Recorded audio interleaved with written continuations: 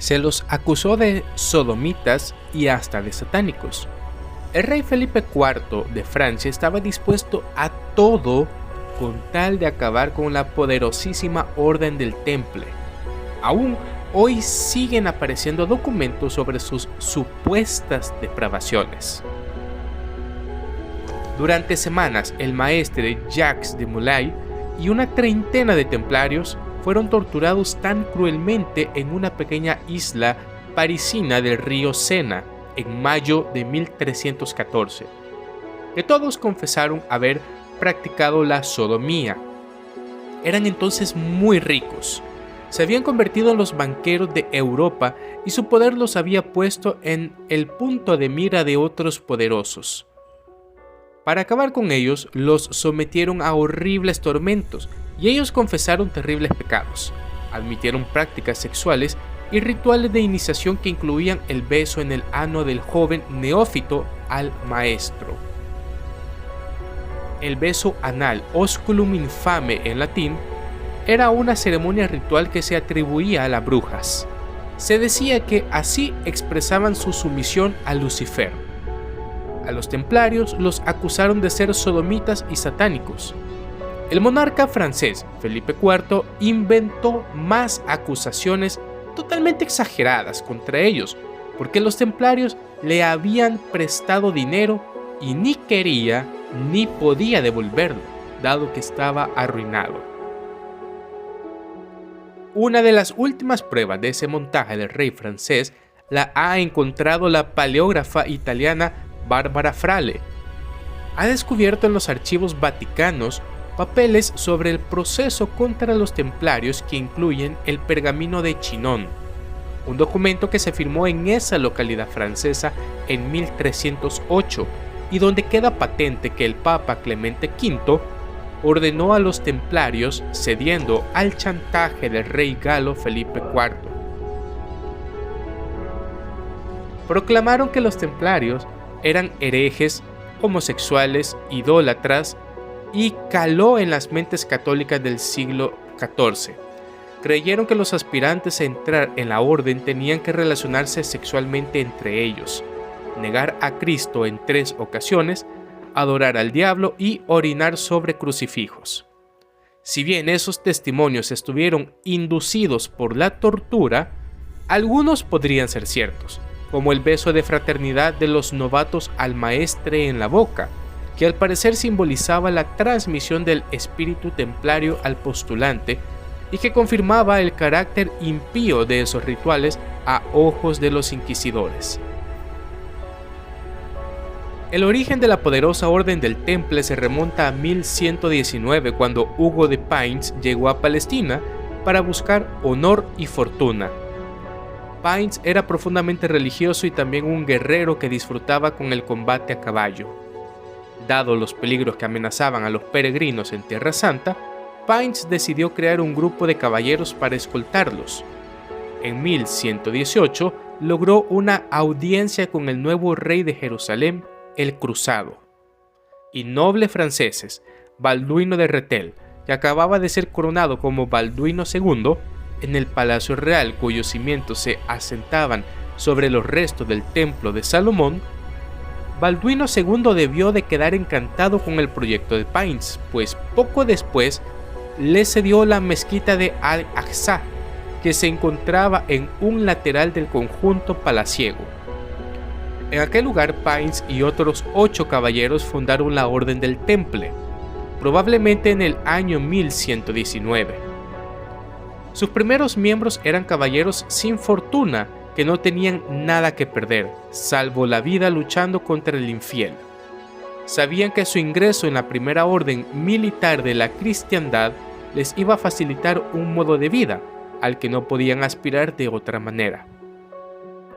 Payns y otros templarios viajaron a Europa para recabar apoyos y pedir una entrevista con el Papa Honorio II, quien finalmente recibió la orden.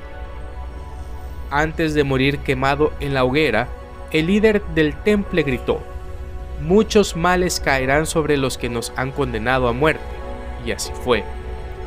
A partir del año 1128, el temple disfrutó de una buena acogida en Portugal, León, Castilla, Aragón, Francia e Inglaterra.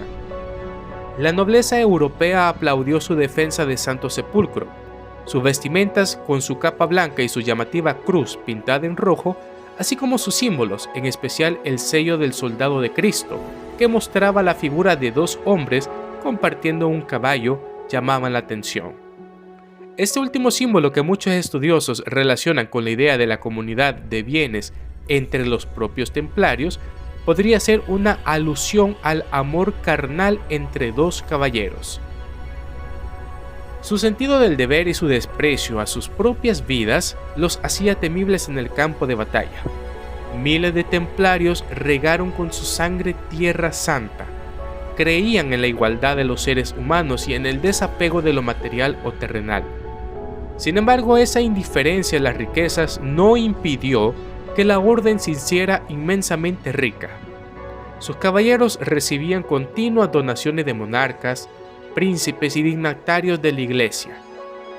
Atraídos por su fama en los campos de batalla, grandes aristócratas se sumaron a la orden, lo que incrementó aún más su patrimonio.